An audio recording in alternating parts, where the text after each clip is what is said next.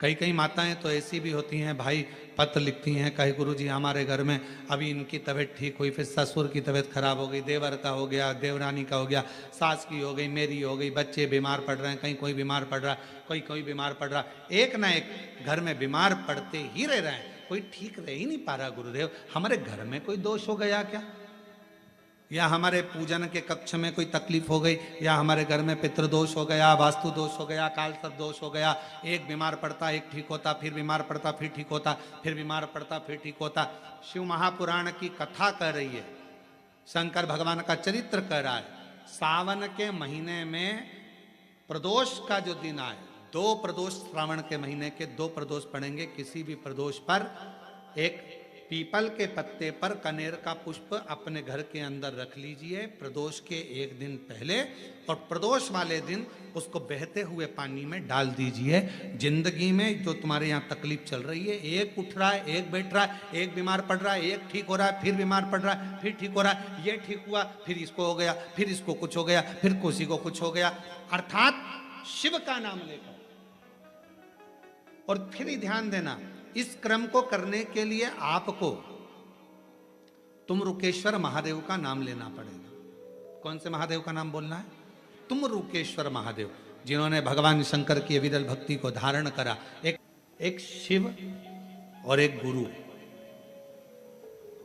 2 वाणी पर अगर भरोसा निश्चित है तो यह मानकर चलो कि भगवान शंकर आपके जीवन में कभी तकलीफ आने ही नहीं देगा। एक शिव की वाणी, एक गुरु की वाणी। पर कभी कभी ऐसा योग बन जाता है, एक बार नंदी के सम्मुख में कैलाश धाम पर भगवान शंकर विराजमान थे, नेत्र बंद थे, साधना में डूबे हुए थे।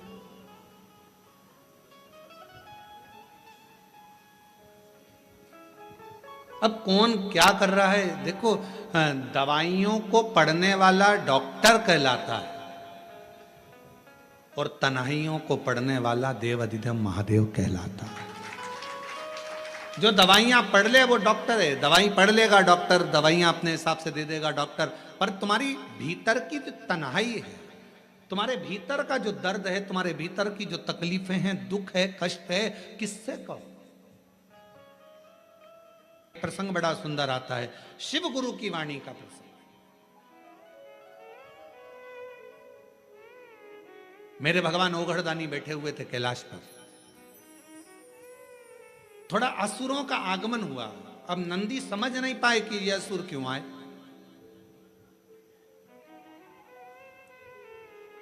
कोई व्यक्ति 2-4 बार यदि तुम्हारे दरवाजे पर आ जाता है, कोई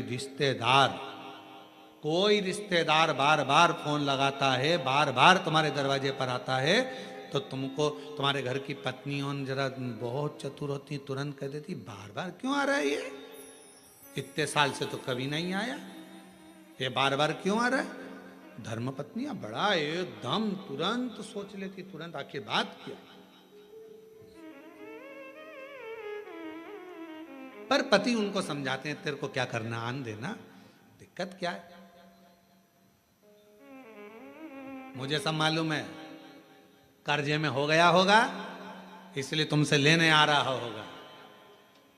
इतने दिन से तो तुम्हारी याद नहीं आई, इतने दिन से तो कभी याद नहीं किया, इतने दिन से तकलीफ में कभी, अपन तकलीफ में तो कभी नहीं आया। हमेशा याद रखो, मोमबत्ती की याद, टॉर्च की याद हमेशा लाइट जाने के बाद आती है। कोई माताएं भाई ऐसे रहते हैं जो कथा में आते हैं और कोई उनको बिस्कुट दे देता है, खाते हैं, खाने के बाद मुंह को साफ करना रहता है तो बत्ती सी निकाल लेते हैं, बत्ती से निकाल कर उसको भी साफ कर लेते हैं, रख लेते हैं। कई बार ऐसा नहीं कि नहीं हुआ। एक बार बहुत पुरानी बात है, बहुत पहले की, एक बार हम कथा करने गए, राघव जी तो जरा से थे उस समय पर, छोटे से 6-7 साल की उनकी उम्र थी।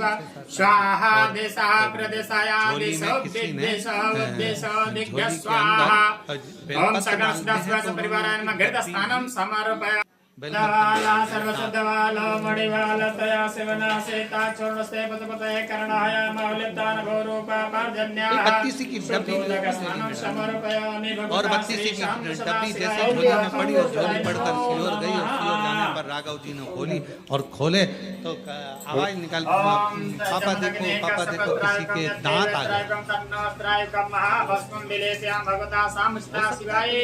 सिंदूर में आ जाता तो दांत की जरूरत हमने कहा तो दांत की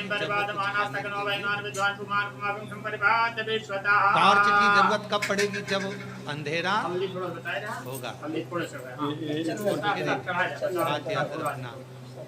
चाबी की जरूरत तुम्हारे घर के ताला लग गया और उसकी चाबी की जरूरत कब पड़ेगी जब ताला जब ताले को खोले तो चाबी की जरूरत पड़ती है। खाने बैठोगे तो दांत की जरूरत पड़ती है। अखबार पढ़ने बैठोगे तो चश्मा जल्दी बोलो जरा चश्मे की जरूरत पड़ती है। उसी तरह अंधेरा होने पर टॉर्च की जरूरत